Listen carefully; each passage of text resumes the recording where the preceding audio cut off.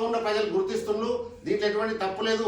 ఒకవేళ కేటీఆర్ కానీ కేసీఆర్ కానీ తప్పు చేసినట్లయితే 55 కోట్ల లావాదేవీలు ఏమైనా తప్పు చేసినట్లయితే ఇప్పుడు అసెంబ్లీ నడుస్తుంది. మీరు అసెంబ్లీలో ప్రూఫ్తో సహా ప్రస్తావించండి. మీ దగ్గర ఎటువంటి ప్రూఫ్స్ లేవు.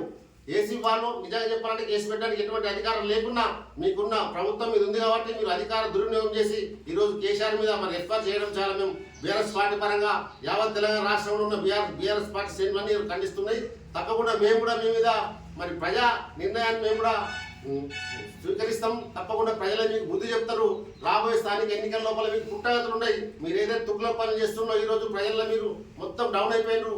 ఏ ప్రభుత్వం కూడా ఇంత తొందరగా ప్రజా విశ్వాసాన్ని కోల్పోలేదు. ఈరోజు మీకు ఎటువంటి ప్రజలలో విశ్వాసం లేదు. మీరు ఫెయిల్యూర్ అయిపోయినారు. మీరు తుగ్లక్ పాలన ప్రతి ఒక్కరు అంటారు. మరి రాబోయే ఎన్నికల్లో ఇటువంటి పనులు చేస్తే ప్రజలు మిమ్మల్ని ఊర్లోకి రానియలు. మీ ఎవరైతే మీ అభ్యర్థులు నిలబెడతారో మరి సర్పంచులు, ఎంపీడీసీలు, ఎంపీపీలు, జడ్సీలు కావచ్చు, మున్సిపల్ కౌన్సిలర్ కావచ్చు, చైర్మన్ కావచ్చు, వాళ్ళకు డిపాజిట్ రాకుండా మా బీఆర్ఎస్ పార్టీ పనిచేస్తాయి. మీరు చేస్తున్న తప్పుడుగా ప్రచారాలు, తప్పుడు కార్యక్రమాలు మేము ప్రజలకు తీసుకెళ్తాను.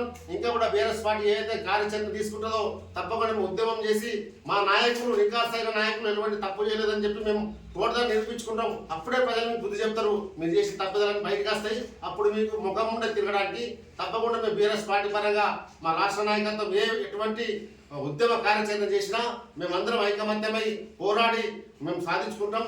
మా నాయకులు, నికాసైన నాయకులు, మా నాయకులు ఎటువంటి మచ్చలు నిరూపించే వరకు మేము కూడా నిద్రపోవడం తెలియజేసుకుంటున్నా. జై తెలంగాణ. సూపర్.